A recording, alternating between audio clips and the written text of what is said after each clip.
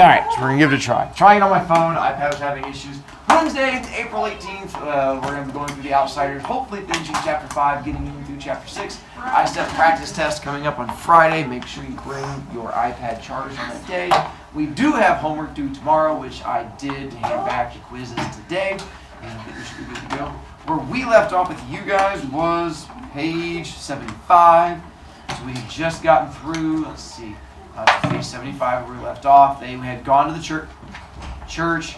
They were going to disguise themselves. What are they going to use to disguise themselves? Bleach. But one or hair. They're reading the book. They got off the wind. They're going to use the hydrogen peroxide, which is going to bleach their hair. But one of them. But not both of them though, because one of them can't do it. Pony boy looks different because of his hair. Why can Johnny not do it? Because he looks like colored hair. Dark skin. Nice, you're done. Just go ahead and hold it down. I can't do anything about it right now, Tony. Well, it's all my book. I got you. There's I don't paper. want to be in trouble. I'm not yelling at you. Okay. And then, so Pony Boy is one that does have the lighter skin, so he can do it. And then, what is it both of them do with their hair? That's when the cutting of it comes in. That's when they sort of got upset and freaked out. That's where we ended on page 75, that little split. And now they're going to sort of wake up and keep going from there. I think I have a picture of the book. They're going to talk about it from there. You good to go? Alright. The next 4 or 5 days were the longest days I've ever spent in my life. We killed time by reading Gone with the Wind and playing poker. Johnny sure did like that book, although he didn't know anything about the Civil War and even less about plantations, and I had to explain a lot of it to him. It amazed me how Johnny could get more meaning out of some of the stuff in there than I could. I was supposed to be the deep one. Johnny had failed a year in school and never made good grades. He couldn't grasp anything that was shoved at him too fast, and I guess his teachers thought he was just plain dumb. But he wasn't. He was just a little slow to get things. And he liked to explore things once he did get them. He was especially stuck on the Southern gentlemen, impressed with their manners and charm. I bet they were cool old guys, he said, his eyes glowing after I'd read the part about them riding into sure death because they were gallant. They remind me of Dally. Dally? I said, startled. Shoot, he ain't got any more manners than I do. You saw how he treated those girls the other night. Soda's more like them Southern boys. Yeah, in the manners bit. And the charm too, I guess, Johnny said slowly. But one night I saw Dally getting picked up by the fuzz, and he kept real cool and calm the whole time. They was getting him for breaking out the windows in the school building, and it was Two-Bit who did that. And Dally knew it, but he just took the sentence without batting an eye or even denying it. That's gallant. That was the first time I realized the extent of Johnny's hero worship for Dally Winston. Of all of us, Dally was the one I liked least. He didn't have Soda's understanding, or Dash, or Two-Bit's humor, or even Derry's Superman qualities. But I realized that these three appealed to me because they were like the heroes in the novels I read. Dally was real. I liked my books and clouds and sunsets. Dally was so real, he scared me. Johnny and I never went to the front of the church. You could see the front from the road, and sometimes farm kids rode their horses by on their way to the store, so we stayed in the very back, usually sitting on the steps and looking across the valley. We could see for miles, see the ribbon of the highway and the small dots that were houses and cars. We couldn't watch the sunset since the back faced east, but I loved to look at the colors of the fields and the soft shadings of the horizon. One morning, I woke up earlier than usual. Johnny and I had slept together for warmth. Dally had been right when he said it could get cold where we were going. Being careful not to wake Johnny up, I went to sit on the steps and smoke a cigarette. The dawn was coming then. All the lower valley was covered with mist, and sometimes little pieces of it broke off and floated away in small clouds. The sky was lighter in the east. The horizon was a thin golden line. The clouds changed from gray to pink, and the mist was touched with gold. There was a silent moment when everything held its breath, and then the sun rose. It was beautiful. God, Johnny's voice beside me made me jump. That sure was pretty. Yeah, I sighed, wishing I had some paint to do a picture with while the sight was still fresh in my mind. The mist was what was pretty. It was all gold and silver. I said, trying to blow a smoke ring. Too bad it couldn't stay like that all the time. Well, nothing gold could stay. I was remembering a poem I'd read once. What? Well, nature's first green is gold, her hardest hue to hold. Her early leaves a flower, but only so an hour. Then leaf subsides to leaf, so Eden sank to grief. So dawn goes down to day, nothing gold can stay. Johnny was staring at me. Where'd you learn that? That's what I meant. And Robert Frost wrote it. He meant more to it than I'm getting, though. I was trying to find the meaning the poet had in mind, but it eluded me. I always remembered it because I never quite got what he meant by it. You know, Johnny said slowly, I never noticed colors and clouds and stuff until you kept reminding me about them. And it seems like they were never there before. He thought for a minute. Yeah, your family sure is funny. What happens to be so funny about it? I asked stiffly. Johnny looked at me quickly. No, I didn't mean nothing. I meant, well, okay. Soda kind of looks like your mother did, but he acts just exactly like your father.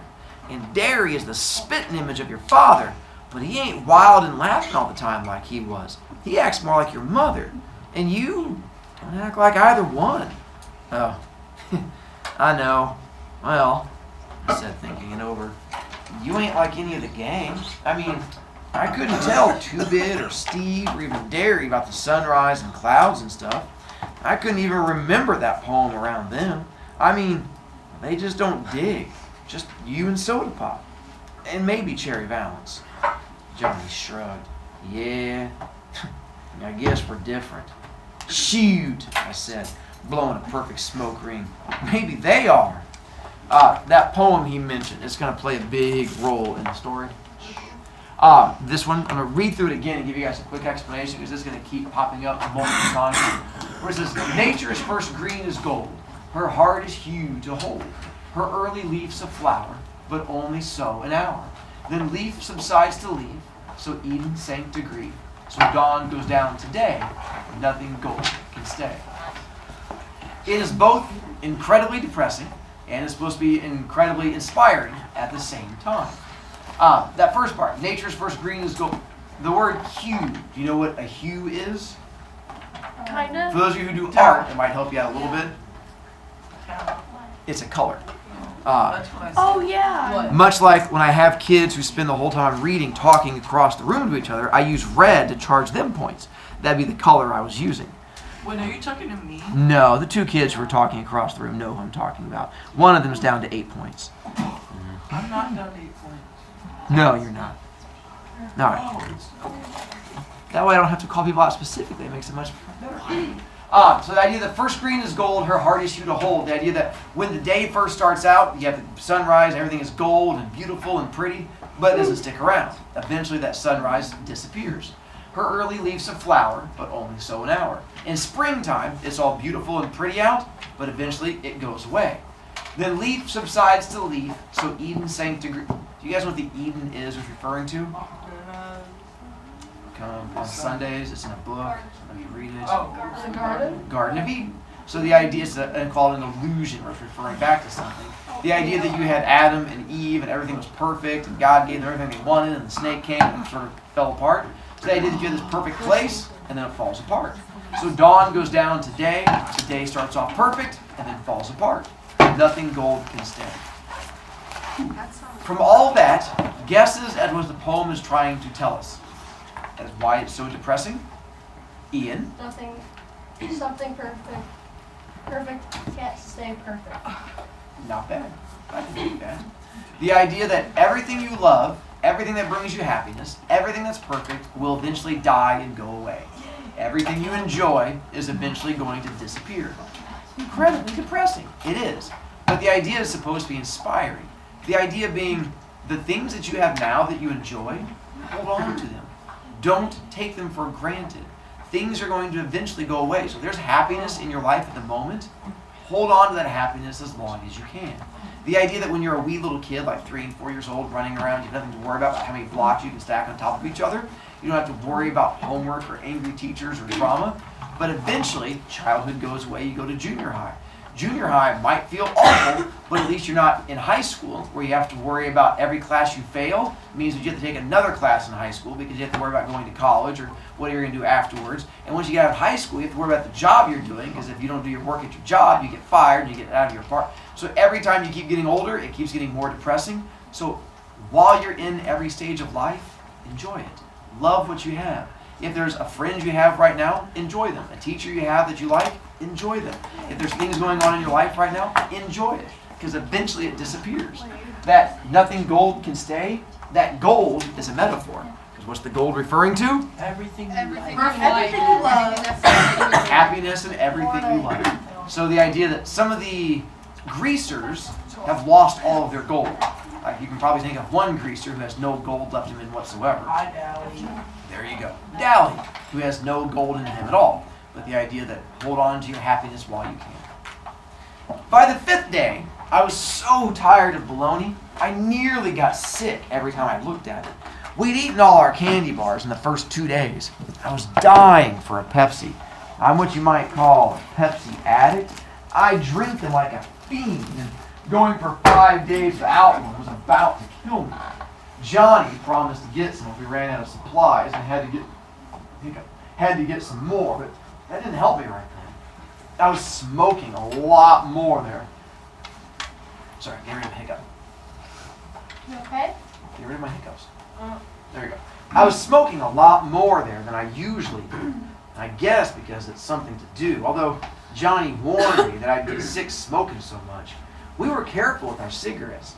If that old church ever caught fire, there'd be no stopping it. Oh, way back when we did short stories, there was a term we used for literature where the author puts clues in the story. Foreshadowing. No particular reason I'm bringing it up right now. But just thought I'd Oh, mention so it. the church is going to burn down. I said no particular reason. Yeah, nothing's gonna happen. What if he's 79. actually right and it's screwed? On the 5th day, I had read up to Sherman's Siege of Atlanta and Gone with the Wind, owed Johnny $150 from poker games, smoked 2 packs of Camels, and, as Johnny had predicted, got sick. I hadn't eaten anything all day, and smoking on an empty stomach doesn't make you feel real great. I curled up in a corner to sleep off the smoke. I was just about asleep when I heard, as if from a great distance, a low, long whistle that went off in a sudden high note. I was too sleepy to pay any attention, although Johnny didn't have any reason to be whistling like that. He was sitting on the back steps trying to read Gone with the Wind. Now, I'd almost decided that I dreamed the outside world, and there was nothing real but bologna sandwiches and the Civil War and the old church and the mist in the valley. It seemed to me that I'd always lived in the church, or maybe lived during the Civil War and somehow got transplanted. That shows you what a wild imagination I have. A toe nudged me in the ribs. "Glory," said a rough but familiar voice. "He looks different with his hair like that." I rolled over and sat up, rubbing the sleep out of my eyes and yawning. Suddenly, I blinked. "Hey, Dally!"